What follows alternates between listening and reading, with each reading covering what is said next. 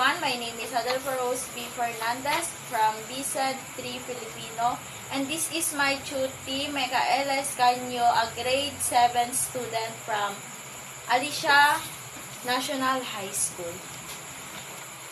Session 1. The title of the story is The Tale of the Three Brothers. There were once three brothers who were traveling along a lonely, winding road at twilight.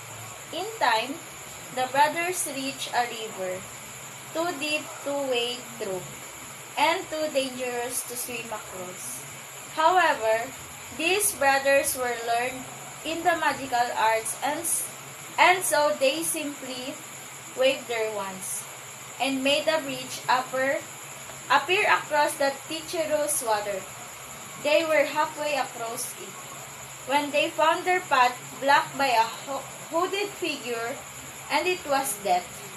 He was angry that he had been cheated out of 3 new victims. For travelers usually drown in the river, but Death was cunning. He pretended to congratulate the 3 brothers upon their magic, and said that each had earned a prize for being clever enough to evade him. So, the oldest brother, who was a combative man, asked for a wand more powerful than any in existence, a wand that must always win battles for its owner, a wand worthy of a wizard who had conquered death. So Death had crossed to an elder tree on the banks of the river, fashioned the wand from a branch that had hung there, and gave it to the oldest brother. Then the second brother, who was an arrogant man, decided that he wanted to humiliate Death still further, and asked for the power to recall others from death. So Death picked up a stone from the river bank and gave it to the second brother, and told him that the stone would have the power to bring back Death. Finally, Death turned to the third brother, a humble man. He asked for something that would enable him to go forth from the place without being followed by Death. And so it was that Death reluctantly handed over his own cloak of invisibility. In due course, the brothers separated, each for his own destination. The first brother traveled for a week or more, and reaching a distant village, sought out a fellow wizard, with whom he had a quarrel. Naturally, with the elder one as his weapon, he could not fail to win the duel that followed, leaving his enemy dead upon the floor. The oldest brother proceeded to an inn, where he boasted of the powerful wand which he had snatched from Death himself, and of how it made him invisible. That very night, another wizard crept upon the oldest brother as he lay wine-sodden upon his bed. The thief took the wand, and for good measure, slit the older brother's throat. And so Death took the first brother for his own. Meanwhile, the second brother journeyed to his own home, where he lived alone. Here, he took out the stone which had the power to recall the dead, and turned it rise in his hand. To his amazement and delight, the figure of the girl he had once hoped to marry, before her untimely death, appeared at once before him. Yet she was sad and cold, separated from him as though by an evil. Though she had returned to the mortal world, she did not truly belong there. And suffered. Finally, the second brother, driven mad by hopeless longing, killed himself so as truly join her. And so, Death took the second brother for his own. But though Death searched for the third brother for many years, he was never able to find him. It was only when he had attained a great age that the youngest brother finally took off the cloak of invisibility and gave it to his son. And then he greeted Death as an old friend, went with him gladly, and as equals they departed these Three brothers. There were once three brothers who were traveling along a lonely, winding road at twilight. In time, the brothers reached a river, too deep to wade through and too dangerous to swim across.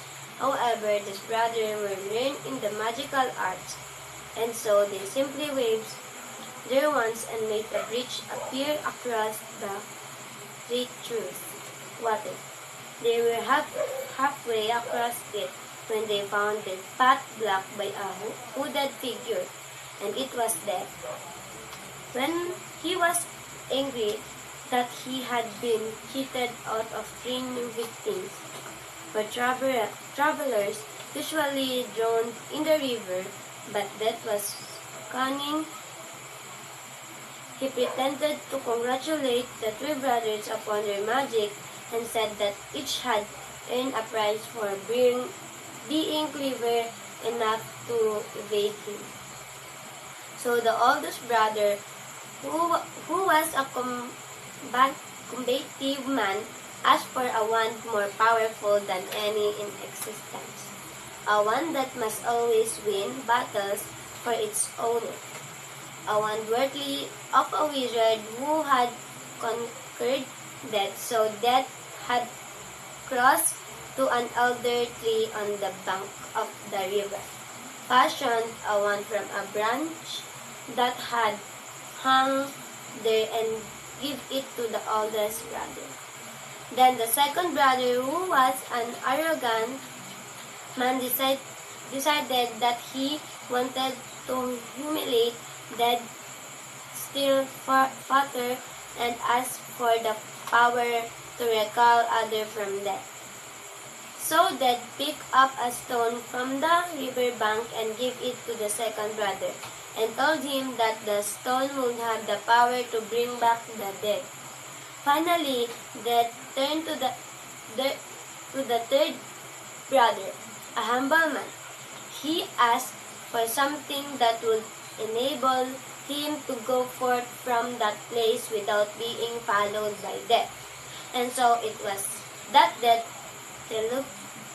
reluctantly handed over his own cloak of invisibility.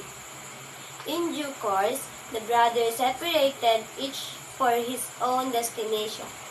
The first brother traveled for a week or more, and reaching a distant village, sought out a yellow wizard with whom he had a quarrel, naturally with the elder one as his weapon.